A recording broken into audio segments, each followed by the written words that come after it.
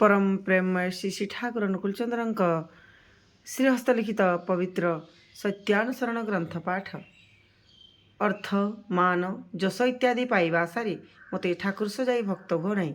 सावधान हो ठकीजीव। तुम ठाकुरत्व जाग्रत नहेले केही तुमर केन्द्र भी नहंती, ठाकुर भी नहंती। फांकी देले ताहा ही पाइब।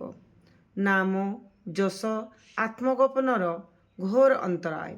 तुमर टिके उन्नति हेले ही देखिब केही तुमको ठाकुर बनै बसिछि, केही महापुरुष कहूछि, केही अवतार, केही सद्गुरु इत्यादि कहूछि, पुणी केही शैतान बदमाश, केही व्यवसायी इत्यादि भी कहूछि। सावधान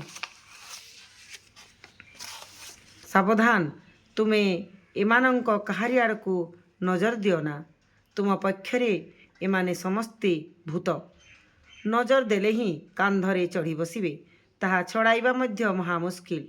तुमे तुम परि कार्य करि जाओ मध्य महा तुमे तुम परि कार्य करि जाओ, जहा इच्छा ताहा हेउ।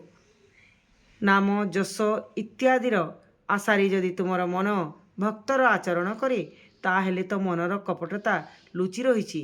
तत्क्षणात् ताकू मारी बाहर करि दियो, तेबे ही मंगल, नतुबा सबु ही पंड हेब। ठाकुर अवतार किंबा भगवान इत्यादि हेबार सादा हेले ही तुमे निश्चय भंड होई पड़िब।